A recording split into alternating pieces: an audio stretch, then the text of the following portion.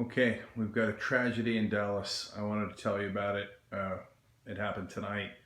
There was a protest about the police shootings that had happened over the last couple of days, one in Minnesota and one in Baton Rouge, Louisiana. And there had actually been protests all across the country. This one was in Dallas. And police officers were there. It was a very peaceful protest in the beginning. And the police officers there were great. They were taking pictures with some of the protesters. I saw one with African American protesters that said "No justice, no peace." He had a white cop and a black cop right next to him. They're all smiling. It was all going great, just like it should. First Amendment rights. Just that's what we're supposed to do in America. And then it turned into an absolute tragedy. The shots, apparently, as we know them tonight, did not come from the protests.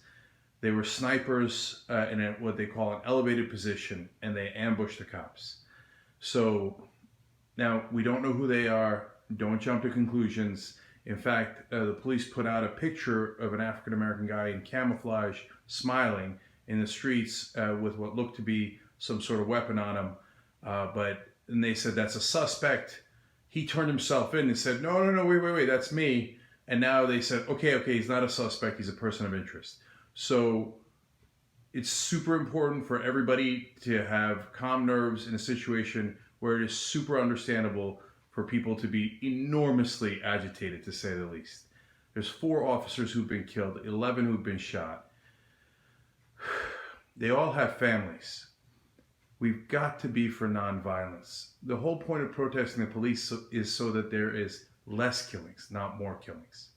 They have families too. Now, 4 of them are not going to go home to their families. And I don't know if they've got kids, but they've got moms, they've dads. I'm sure a lot of them have kids, certainly of all the ones who were shot. 10 of them were shot in the ambush. 1 was shot chasing a suspect, apparently. People are worried that there might be some bombs. There's word out now, but you got to understand the word in the first 24 hours is always not that reliable. And so I tell you that because there's word that they might have one of them cornered, but it's unclear at this point. We'll have a lot more information on the show tomorrow for you guys. But look, think about the sign that the protester was holding and a lot of the chants that were going. No justice, no peace. Well, in this case, the police being shot, well, that's no justice and that's no peace. It's the exact opposite of what the protesters wanted. The protesters want less violence. They want more justice. What we had tonight was great injustice. Those cops didn't do anything. They didn't do any of the shootings. They didn't do the shooting in Louisiana. They didn't do the shooting in Minnesota. It's not on them. Whenever people resort to violence, they almost always kill the innocent. And even if you thought you knew who the guilty were, that's not how our justice system works. We try to bring people to justice. That means bring them to court so that we as a society can have justice, not vigilante justice. And so it's just heartbreaking, man. You're going to hear the stories of their families, and it is going to be devastating. What we want is nonviolence. We want it for everybody. Now, I can tell you about all the people we know who are in law enforcement, and I briefly worked as a prosecutor in 2 summers. Not a big deal, but so I knew a lot of people in law enforcement then. My cousin works in the Justice Department. Jimmy's dad's a cop. A lot of people in his family are cops. Jimmy Dore, that's one of our hosts. Anna's family now is a cop in it.